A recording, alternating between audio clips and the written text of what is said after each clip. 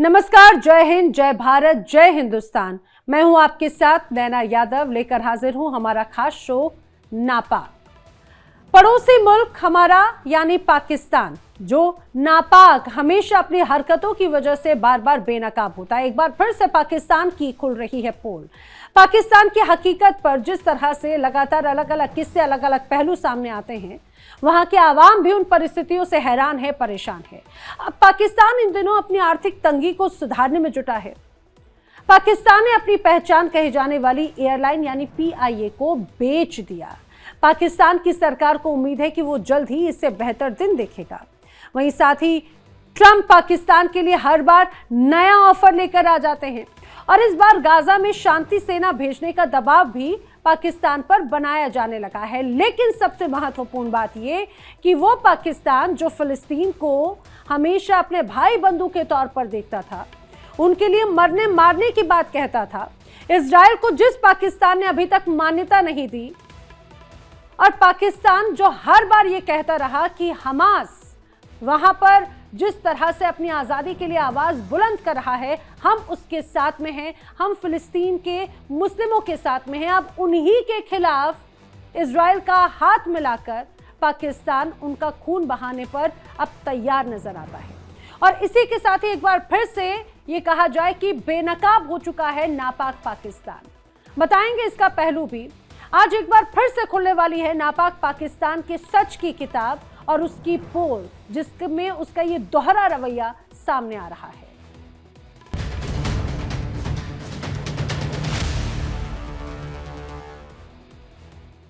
कभी पाकिस्तान की शान कही जाने वाली पीआईए आज आर्थिक हकीकत का आईना बन चुकी है। कर्ज घाटा, सरकारी उदासीनता ने उस एयरलाइन को इस मोड़ पर लाकर खड़ा कर दिया जहां पर उसे बचाने के लिए निजी हाथों में सौंपना ही आखिरी रास्ता माना गया। अब आर्थिक संकट से जूझ रहे पाकिस्तान ने पीआईए में अपनी 75% हिस्सेदारी बेच दी है। क्या यह फैसला पीआईए को नई उड़ान देगा या ये पाकिस्तान की कमजोर अर्थव्यवस्था को मजबूती देगा? सरकार पर बोझ बन चुकी पीआईए को बचाने के लिए निजीकरण को आखिरी रास्ता माना गया। सरकार को उम्मीद है कि इससे देश का फायदा होगा। पूरी प्रक्रिया को सरकारी टीवी पर लाइव दिखाया गया पारदर्शिता लाने के लिए। लेकिन असल में मसला यह है कि पाकिस्तान की पहचान बनी पीआईए को बेचना क्या देश के आवाम के लिए कोई बेहतर संदेश है? दिखाते हैं आपको हमारी खास रिपोर्ट। एक देश का आर्थिक संकट, एक एयरलाइन की विदाई, आर्थिक दबाव ने छीन ली पाकिस्तान की पहचान। 4,320 करोड़ की डील, क्या खत्म होगा संकट?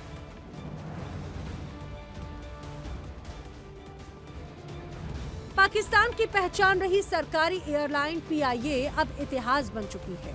पाकिस्तान इंटरनेशनल एयरलाइंस एक समय देश की उड़ान, आज आर्थिक मजबूरी की तस्वीर है। वही एयरलाइन जिसने कभी पाकिस्तान को दुनिया से जोड़ा, वो अब बिक चुकी है। आर्थिक संकट में फंसे पाकिस्तान ने पीआईए में अपनी 75% हिस्सेदारी बेचने का फैसला किया। इस ऐतिहासिक सौदे में उभरे पाकिस्तान के बड़े कारोबारी आरिफ हबीब। 23 दिसंबर 2025 को आरिफ हबीब ने 135 बिलियन पाकिस्तानी रुपए यानी करीब $482 मिलियन की बोली लगाकर पीआईए को खरीद लिया। इस सौदे के साथ ही आरिफ हबीब पाकिस्तान के आर्थिक परिदृश्य की एक अहम हस्ती बनकर सामने आए हैं। दरअसल पाकिस्तान लंबे समय से गंभीर आर्थिक संकट से गुजर रहा है। बढ़ता कर्ज, आईएमएफ की शर्तें और लगातार घाटे में चल रही सरकारी कंपनियां, पीआईए भी इन्हीं में से एक थी। अब सरकार पर बोझ बन चुकी पीआईए को बचाने के लिए निजीकरण को आखिरी रास्ता माना गया। सरकार को उम्मीद है कि इससे देश का फायदा होगा। पूरी प्रक्रिया को सरकारी टीवी पर लाइव दिखाया गया। लेकिन मसला ये है कि क्या पाकिस्तान की पहचान बनी पीआईए को बेचना देश के आवाम के लिए कोई बेहतर संदेश है? क्योंकि पाकिस्तान की जनता तो अपने देश की आर्थिक तंगी और बेरोजगारी जैसे तमाम मुद्दों से परेशान है और सरकार से मांग कर रही है कि उन्हें विकास के साथ साथ रोजगार और बाकी सुविधाएं भी उपलब्ध कराए। लेकिन क्या ये इस डील से मुमकिन है? क्या कह रही है पाकिस्तान की जनता, आप भी सुनिए। पाकिस्तान अपनी एयरलाइंस PIA सेल करने जा रहा है। आखिर क्या वजह है कि पाकिस्तान इस पोजीशन, इस नौबत पे आ गया कि हमें अपनी इकोनॉमी को चलाने के लिए अपने अदारे बेचने पड़ रहे हैं? जिसने जो बोया है उसने वही काटा है। उन्होंने टेक्नोलॉजी की, IT की, एजुकेशन की, रिसोर्सेज की खेती बोई थी, आज वो दुनिया में सबसे आगे हैं। वहाँ पे IT में और जो उनकी है इन्वेस्टमेंट में चीज़ें इंप्रूव होना शुरू हो गई थी। और सबसे जो की पॉइंट है, इफ़ यू आस्क मी, कि मोदी इतना सक्सेस क्यों हो रहा है और इतने सक्सेसफुल क्यों हो रहा है, वो जिधर जा रहा है वो अपना चुप करके काम कर रहा है, is not into social media stuff. जिस टाइम पे चाइना में टेक्नोलॉजी पे वर्क हो रहा था, जिस टाइम पे इंडिया में IT की यूनिवर्सिटीज खोली जा रही है, हमारे पास यहाँ पर जहाज के नाम पे मदरसे खोले जा रहे थे। इंडिया हमसे बहुत आगे तभी चला गया था जब उन्होंने IITs बनाई थी 1960 में, ठीक है, नेहरू के टाइम पे, ठीक है। तब से उनका विजन था इंडिया को IT में और इन चीज़ों में आगे लेके आने का। उनके मुल्कों में डेवलपमेंट हो रही है और हमारे इधर हमने जहाज के नाम पे तालिबान की खेती बोई थी। अब हर दूसरे दिन सुनने को मिलता है तालिबान ने इधर हमला कर दिया, उधर हमला कर दिया। ये हमारे ही जनरेट किए हुए हैं और अब हम अपना सर। जब हमारे यहाँ मदरसास बन रहे थे और हमारे यहाँ चीजें प्लॉट की जा जहाज की फैक्ट्रियां बन रही थी ना सीधी तरह के। एग्जैक्टली। तो उस टाइम पे, जिस टाइम पे हमारे यहाँ कंट्रोल अफगानिस्तान को करने की कोशिशें की जा रही थी, तब वहाँ पे बैठ के जब उनके the then finance minister Manmohan Singh, उनकी जो इकोनॉमिक पॉलिसीज थी, उन्होंने इंडिया को 91 में इकोनॉमिक पॉलिसीज दी थी, इंडिया को ओपन किया था दुनिया के लिए। तो सुना आपने, क्या हाल है पाकिस्तान का। पाकिस्तान का खस्ता हाल किसी से भी छिपा नहीं है। जो PIA की बात है, ये भी जो है वो हुकूमत की बद इंतजामी और नाअहली की वजह से, ये मैं सिर्फ एक गवर्नमेंट को नहीं कह रहा, बल्कि जितने भी माजी की हुकूमतें हैं, 2008 से पहले यही कौमी एयरलाइन प्रॉफिटेबल थी। 2008 के बाद पीपल्स पार्टी की गवर्नमेंट आई और पीपल्स पार्टी की गवर्नमेंट ने एक फैसला किया गया, और वो फैसला ये किया गया कि 90s की दहाई में जो जबरी तौर के ऊपर बदतरफियाँ हुई थी, जो लोगों को निकाला गया था, उन तमाम लोगों को दोबारा जो है शामिल किया जाए तमाम अदारों में, सैक्ड एम्प्लॉयज को दोबारा जो शामिल किया जाए, और हजारों की तादाद में न सिर्फ PIA बल्कि बाकी अदारों में भी मुलाजमीन आए, और उनको पिछले 10-10, 12-12, 14-14 साल के न सिर्फ इंसेंटिव दिए गए, बल्कि अगले जो उन्हें 15-15, 20-20 साल के उन्हें श्योरिटी भी दे दी गई कि आपको निकाला भी नहीं जाएगा। तो बेसिकली PIA की जो खासतौर पर ज़बूहाली और PIA की गिरावट का जो सबसे बड़ा सबब बना वो ये फैसला था, और इस फैसले की वजह से PIA की जो एम्प्लॉय की तादाद 4,500-5,000 थी, वो बढ़ के 17,500 तक पहुँच गई। कि अजाफी जो 8,500-9,000 मुलाजमीन थे, उनकी PIA को न सिर्फ वो अदायगियाँ करनी पड़ी, बल्कि उसके साथ साथ अगले 10-12 साल के लिए उनकी तनख्वाहें, पेंशन और मराद के मुतल्लिक भी मामला जो तय करना पड़े, जो एक एक करके पहले 4 अरब हुआ, फिर 11 अरब, फिर 200, और आखिर में जब वो 850 अरब तक जो PIA की लाइबिलिटी चली। देखिए भाई साहब, सिर्फ PIA नहीं, बल्कि जितनी भी हमारी कॉरपोरेशन हैं, वो तमाम कॉरपोरेशन, तमाम अदारे ज़बूहाली का शिकार हैं, और इसकी सबसे बड़ी जो बद इंतज़ामी है वो हुकूमत की बद इंतज़ामी है, कि हुकूमत की नाअहली और हुकूमत की बद इंतज़ामी की वजह से एक एक करके तमाम कॉरपोरेशन, तमाम वो अदारे ज़बूहाली का शिकार हुए, और उसके बाद हमें उन्हें औने पौने दामों बेचा गया। इसमें स्टील मिल की जब आप मिसाल ले लें कि स्टील मिल एक वक्त ऐसा था कि वो प्रॉफिटेबल थी, लेकिन उसके साथ साथ एक वक्त ऐसा भी आया कि हुकूमत के पास उनके मुलाजमीन को देने के लिए पैसे नहीं थे। इसके साथ साथ PTCL थी। PTCL जब तक हुकूमत के पास रही वो नहीं चल पा रही थी, लेकिन उसके बाद हमने देखा कि हम हमारी बचपन में तकरीबन वो हुई थी, लेकिन आज 25-30 साल ऊपर हो चुके हैं, लेकिन अभी वो PTCL जो वो काम कर रही है। इसी तरह कई कमर्शियल बैंक्स भी हैं, जब तक वो हुकूमत के पास थे, हुकूमत की इंतजामिया के पास थे, हुकूमत की नाअहली की वजह से, बद इंतजामी की वजह से वो अदारे जब वो नुकसान में जा रहे थे, आज वो प्रॉफिटेबल है। यही आर्थिक तंगी और पड़ोसी देशों के साथ में दुश्मनी दोनों ही पाकिस्तान को और भी ज्यादा कंगाल बना रखी है, लेकिन ये पाकिस्तान है कि सुधरता नहीं। हमारी कौमी एयरलाइन PIA को फरोख्त कर दिया गया है।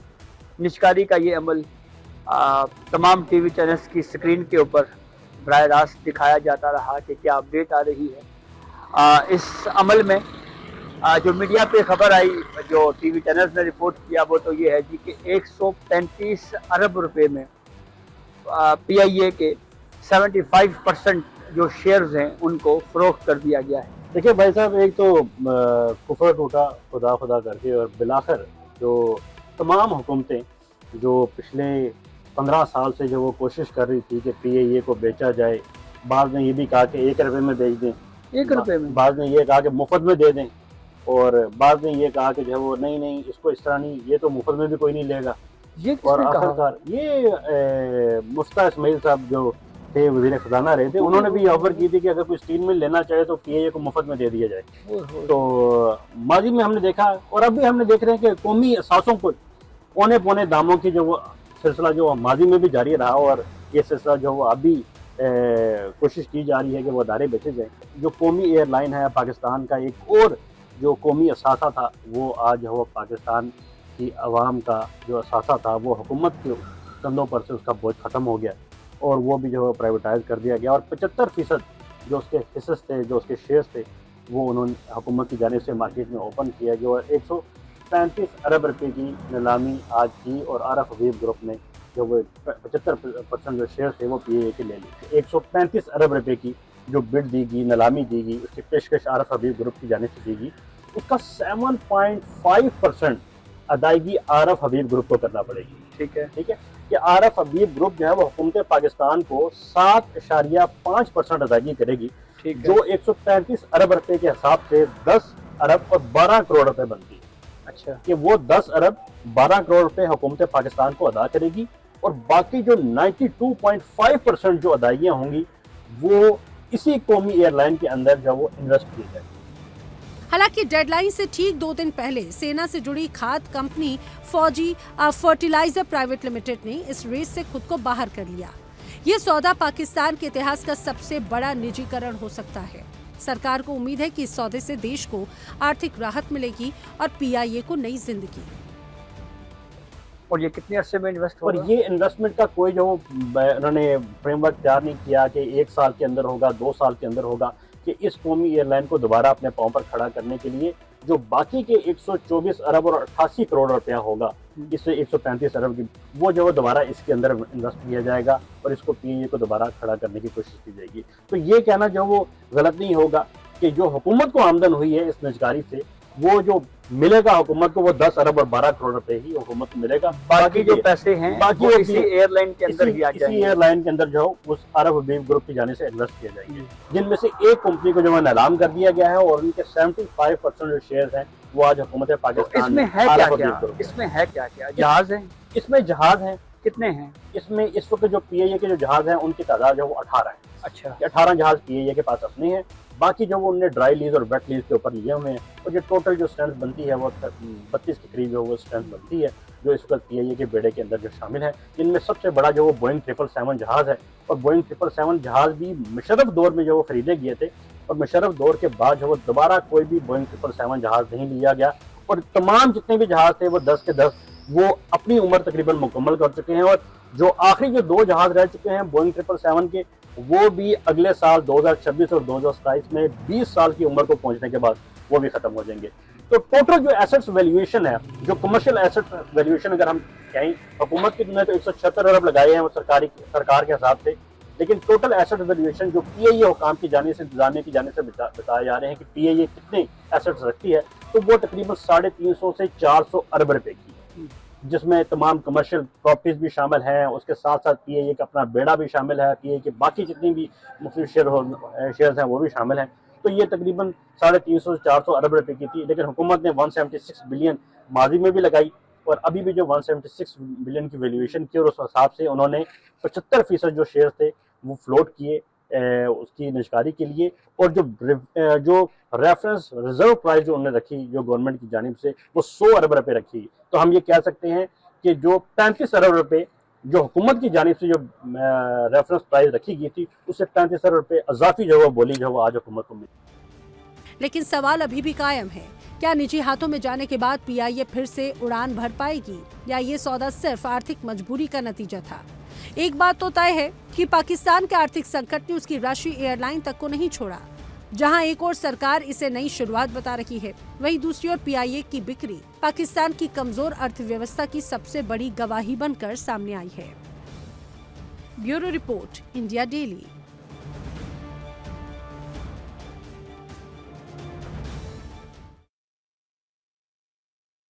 पाकिस्तान एक बार फिर से अमेरिका के हाथों की कठपुतली बन चुका है। पाकिस्तान अमेरिका के करीब आने की हर मुमकिन कोशिश कर रहा है, लेकिन यही कोशिश, यही नजदीकी फायदे की है या फिर ये खतरे की है? अब गाजा में शांति सेना भेजने को लेकर अमेरिका लगातार पाकिस्तान पर दबाव बना रहा है। अमेरिका जब कहता है खड़े हो जाओ, जब कहता है बैठ जाओ, पाकिस्तान को वही करना पड़ता है, क्योंकि पाकिस्तान को लालच है अमेरिका के फंड का। अब अमेरिकी विदेश मंत्री मार्को रूबियो का बयान आया, जिसमें इस्लामाबाद में बेचैनी और भी ज्यादा बढ़ गई। क्या पाकिस्तान सच में गाजा मिशन का हिस्सा बनने जा रहा है? स्टेबलाइजेशन फोर्स में पाकिस्तान अपनी सेना को भेजेगा? अगर ऐसा हुआ तो ये मान के चलिए कि आने वाले वक्त में पाकिस्तान के उल्टे दिन शुरू हो जाएंगे, बड़ा विद्रोह शुरू हो सकता है। इसीलिए बार बार कहा जा रहा है गाजा का मुद्दा बेहद संवेदनशील है। पाकिस्तान खुद को हमेशा फिलिस्तीन का समर्थक बताता रहा है। अब ऐसे में अगर पाकिस्तान की सेना गाजा में किसी अंतर्राष्ट्रीय शांति सेना का हिस्सा बनती है और उन्हीं फिलिस्तीनियों के खिलाफ, जिन्हें वो कभी अपना भाई कहती थी, उन्हीं के खिलाफ हथियार उठाने की तैयारी अब पाकिस्तान की सेना कर रही है, तो देश के अंदर बड़ा राजनीतिक और बड़ा जनाक्रोश खड़ा हो सकता है। इस पर भी देखिए खास रिपोर्ट। अमेरिका का दबाव, पाकिस्तान की परीक्षा। दोस्ती अमेरिका से, दबाव गाजा का।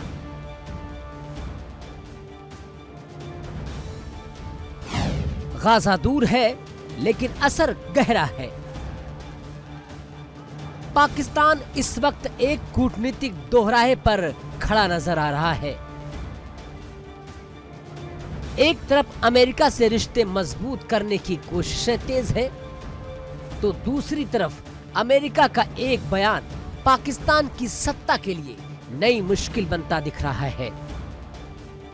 अपनी दोस्ती के चक्कर में पाकिस्तान उलझता ही नजर आ रहा है। पाकिस्तान भले ही ट्रंप या यूं कहें अमेरिका को खुश करने के लिए हर कोशिश करता है, लेकिन क्या ट्रंप पाकिस्तान का भला सोच रहे हैं या फिर मामला कुछ और ही है?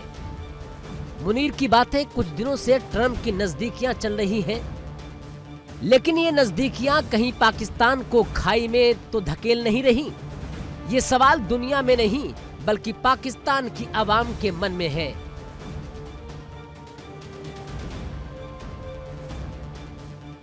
गाजा में शांति सेना भेजने को लेकर अमेरिकी विदेश मंत्री मार्को रूबियो के बयान ने पाकिस्तान की राजनीति और सेना दोनों में हलचल मचा दी है। क्या वाकई पाकिस्तान गाजा में सेना भेजने पर विचार कर रहा है?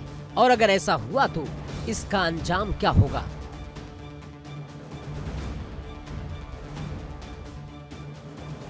अमेरिका, गाजा और पाकिस्तान, तीन नाम एक बयान और बढ़ता दबाव। अमेरिका ने कहा कि हम पाकिस्तान के बहुत आभारी हैं कि उन्होंने गाजा स्टेबलाइजेशन फोर्स का हिस्सा बनने का प्रस्ताव दिया है, या कम से कम इस पर विचार करने की बात कही है।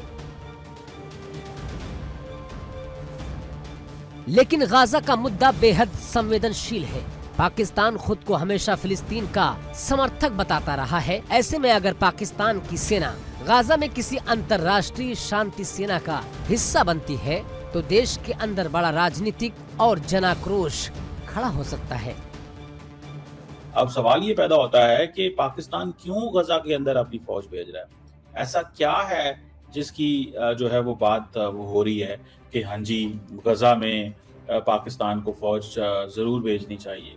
देखिए, पाकिस्तान इस चीज को बड़े क्लियरली समझता है कि गजा के अंदर पाकिस्तान की जो आर्म फोर्सेस हैं, क्या वो गजा जाएंगी, वहां पे जाके क्या होगा, क्या इजराइल के मुकाबले में पाकिस्तान की फौजें खड़ी होंगी, बहुत कुछ जो है वो मुझे सामने नजर आ रहा है। हमारे जो लोग हैं वो अब जब जाएंगे गजा के अंदर तो वो कंट्रीब्यूट करेंगे उस अमन में जो गजा के लोगों को चाहिए। मैं समझता हूँ ये बहुत बड़ी पाकिस्तान की कामयाबी है। अब अगर पाकिस्तान जो है उसको मौका मिलता है कि वो गजा के लोगों के लिए, अच्छा पाकिस्तान में बहुत सारे मुखालिफ लोग भी हैं, वो कहते हैं नहीं हमें फौज नहीं भेजनी चाहिए, हमें ये नहीं करनी चाहिए, हमें वो नहीं करना चाहिए। देखें, हमें वो फैसला करना है जिसमें पाकिस्तान का नेशनल इंटरेस्ट हो। पाकिस्तान का नेशनल इंटरेस्ट किस में है? पाकिस्तान का नेशनल इंटरेस्ट इस चीज में है कि हम पीस स्टेबिलिटी में अपना किरदार अदा करें। अगर हम ओआईसी के लिए अपना उसके यूएन के लिए पीस कीपिंग मिशन के लिए किरदार अदा कर सकते हैं तो अभी क्यों नहीं करेंगे? पाकिस्तान अभी जो गजा के अंदर फौज भेजेगा वो एक लार्जर जो इंटरनेशनल स्टेबलाइजेशन फोर्सेस जो है उसका मतलब हल है, उसको उसमें भेजना मैं समझता हूँ बहुत बड़ी इंपॉर्टेंस है। मिडिल ईस्ट में तो हम ऑलरेडी वहां पे नेट सिक्योरिटी स्टेबलाइजर है, वहां पे हम नेट सिक्योरिटी स्टेबलाइजर है मिडिल ईस्ट के अंदर, वहां पे नेट सिक्योरिटी स्टेबलाइजर है मिडिल ईस्ट के अंदर। ये पाकिस्तान के लिए देखें ये बड़ा इंपॉर्टेंट लम्हा है और लम्हा इस तरह है कि अगर पाकिस्तान को ये मौका मिलता है तो पाकिस्तानी ये समझते हैं कि हमारे लिए ये ज़रूरी है कि हम अपने आप को रेलिवेंट बनाएं, अपनी जो पोजीशन है दुनिया के सामने उसको स्ट्रेंथन करें। दरअसल पाकिस्तान इस समय अमेरिका से अपने रिश्ते सुधारने की कोशिश में जुटा हुआ है, लेकिन अब तो पाकिस्तान की जनता भी समझ गई है कि ट्रंप मुनीर को फंसाने में जुटे हैं। पहले की बात है, आप देखें तो मेरे ख्याल में जब से पाकिस्तान बना तब से हम कोई ना कोई ट्रंप हम पे मुसल्लत रहा है, ठीक है। जहां तक आप दूसरी की बात करें कि आपको पता चलता है कौन हमारे साथ खड़ा है और कौन साइड पे हुआ है। इंडिया को भी बहुत अच्छे से नजर आया प्रीवियस टाइम के अंदर, पास्ट के अंदर, कि कौन हमारे साथ खड़ा है और कौन नहीं खड़ा। लेकिन एज वेल एज आप दूसरों की बात कर ले, जो कंट्रीज इस वक्त इंडिया के साथ ट्रेड करने में एग्री है वो अमेरिका को अपने खिलाफ कर रहे हैं। ओमान की बात कर लें, यूके की बात कर लें, लेकिन फिर भी ये है कि उनको भी तो नजर आ रहा है ना कि 2027 है या 2030 है, 35-40 तक कौन सी पावर है जो उभर कर सामने आने वाली है। हम अगर अभी से इसका साथ देंगे तो हम अच्छे दोस्तों में गिने जाएंगे आने वाले टाइम के अंदर, ठीक है। मतलब मुश्किल टाइम में अगर इंडिया का साथ ओमान दे रहा है, यूके दे रहा है, तो मेरे ख्याल में अच्छे, आप देखें ट्रंप ने जो पीछे विजिट, इसने नरेंद्र मोदी ने जो विजिट किए पहले, ठीक है, उसके अंदर आप देखें कि ट्राई नेशन विजिट था उसका, वो 5 नेशन नजर आया, ये हमें 3 नेशन नजर आया। और सबसे बड़ी बात यह है कि आपको नहीं लगता कि हमें भी थोड़ी सी फ्री ट्रेड की तरफ जाना चाहिए ताकि हमारे पर भी जो कर्जे हैं या कह लें कि हमारे जो ताल्लुकात हैं, हम मुस्लिम हो कि मुस्लिम कंट्री के साथ हमारे ताल्लुकात दुरुस्त नहीं है। देखिए, हम भी कोशिश कर रहे हैं कि हमारे ताल्लुकात दूसरे ममालिक के साथ बेहतर हों, लेकिन हमारी जो इस वक्त कह लें कि मुआशी सूरत हाल है ना, वो इतनी स्टेबल नहीं है। अभी तो हम दूसरों से लोन लेते फिर रहे हैं, आईएमएफ के पास गए, उसके पास गए कि हमें लोन दे दो भाई, हम भूखे हैं। तो ये अभी हमारी जो सिचुएशन है थोड़ी सी क्रिटिकल है। इंडिया की आप बात ना करें, इंडिया तो सुपर पावर में अब काउंट हो रही है। अमेरिका के बाद उसके बाद रशिया, चाइना और इंडिया, ये 4 बड़ी कंट्रीज बन गई है। तो इनको इंडिया की जो नरेंद्र मोदी है ना, तो वो उसकी जो स्ट्रेटजी है वो सबसे अलग है चाहिए, ठीक है। उसके अंदर चीजें काफी सारी डिफर करती हैं। पाकिस्तान के अंदर आपको पता है कि पॉलिटिकल इंस्टेबिलिटी हमेशा पाई जाती है, इकोनॉमिकली हम अनस्टेबल पाए जाते हैं, ठीक है। हमारे पास काफी सारे ऐसे क्वेश्चन मार्क हैं जिनके अंदर हम अपनी कंट्री के हालात ठीक नहीं कर पा रहे, हम बाहर कैसे जाएं, ठीक है। आपके साथ जो भी स्टैंड करेगा वो या तो फिर इंडिया को अपने खिलाफ करेगा, अमेरिका को अपने साथ करेगा, लेकिन आपकी बैक पे अमेरिका उस तरह नहीं खड़ा जिस तरह जाकर कोई, इवन आप रशिया की बात कर लें, जिस तरह वो इंडिया के साथ खड़ा है, आपके साथ अमेरिका इस तरह नहीं है। जब ट्रंप का मफाद पाकिस्तान से खत्म हो गया तो उसके बाद आप देखिएगा कि वो भी आपको कहीं नजर नहीं आएंगे। तो एफटीए साइन करने के लिए आपके पास कुछ होना भी चाहिए। पाकिस्तान वो कंट्री है, जब आपके पास गंदम होती है आप एक्सपोर्ट कर देते हो सस्ते दामों, और जब कौम जो है वो भूखी मर रही होती है तो आप उसको इम्पोर्ट करना स्टार्ट कर देते हो। हालात क्या है पाकिस्तान की जनता अच्छे से जानती है। देश कंगाली के हाल से गुजर रहा है और शहबाज मुनीर अपने देश को छोड़कर अमेरिका को खुश करने में जुटे हुए हैं। कोई पाकिस्तान का नाम लेना भी पसंद नहीं कर रहा था और मोदी साहब का शुक्रिया बड़ा कि मोदी साहब जो हैं उन्होंने पाकिस्तान पे हमला कर दिया। वो जो जिसे वो कहते हैं सारा जो टैलेंट था वो निकल के बाहर आ गया। तो पाकिस्तान समझता है कि this is a good way कि हम इंडिया का जो ताल्लुक, जो इन्फ्लुएंस है उसको थोड़ा पीछे करें भाई, इंडिया के इस इन्फ्लुएंस को थोड़ा पीछे करें और एटलीस्ट अपना कोई ना कोई स्पेस तो वहां पे दें। आपको अगर मौका मिला हुआ है तो उसमें इंडिया को थोड़ा पुश बैक करने की जरूरत है, क्योंकि इंडियंस इस वक्त तो बहुत वो कॉन्फिडेंस में है ना कि यार हमने मिडिल ईस्ट और मुसलमान दुनिया से पाकिस्तान को पीछे कर दिया था। They were very happy on this. याद रखिएगा इस चीज को। सारी की सारी जो पोजीशन है इस तरह की बन जाए कि इजरायली फौजियों के सामने आप पाकिस्तान के फौजी खड़े हों। ये भी तारीख का देखें एक बड़ा वो होगा, लम्हा होगा कि इजरायली फौजियों के सामने पाकिस्तान के फौजी खड़े होंगे। अब सवाल ये पैदा होता है कि पाकिस्तान क्यों गजा के अंदर अपनी फौज भेज रहा है? ऐसा क्या है जिसकी जो है वो बात वो हो रही है कि हाँ जी, गजा में पाकिस्तान को फौज जरूर भेजनी चाहिए। देखिए, पाकिस्तान इस चीज को बड़े क्लियरली समझता है कि गजा के अंदर पाकिस्तान की जो आर्म फोर्सेस हैं, क्या वो गजा जाएंगी, वहां पे जाके क्या होगा, क्या इजराइल के मुकाबले में पाकिस्तान की फौजें खड़ी होंगी, बहुत कुछ जो है वो मुझे सामने नजर आ रहा है। हमारे जो लोग हैं वो अब जब जाएंगे गजा के अंदर तो वो कंट्रीब्यूट करेंगे उस अमन में जो गजा के लोगों को चाहिए। मैं समझता हूँ ये बहुत बड़ी पाकिस्तान की कामयाबी है। तो पाकिस्तान का दोहरा रवैया हमेशा से नजर आता है। अमेरिका से नजदीकी अब पाकिस्तान के लिए गले की फांस बनती जा रही है, क्योंकि पाकिस्तान के पास में इनकार करना तो ऑप्शन में है ही नहीं। पाकिस्तान के लिए अब ये कहा जाए कि फिलिस्तीनियों के खिलाफ हथियार उठाने के अलावा और कोई ऑप्शन अमेरिका ने नहीं छोड़ा। इसीलिए बार बार कहा जाता है कि पाकिस्तान पैसों के लिए कुछ भी कर सकता है, अपना का खून भी बहा सकता है, और यही हुआ है, चाहे बात यहां की एयरलाइन की हो या फिर फिलिस्तीनियों के खिलाफ उठाने हो हथियारों की। नापाक में आज के लिए फिलहाल इतना ही, लेकिन देश दुनिया की तमाम खबरें आगे भी जारी हैं।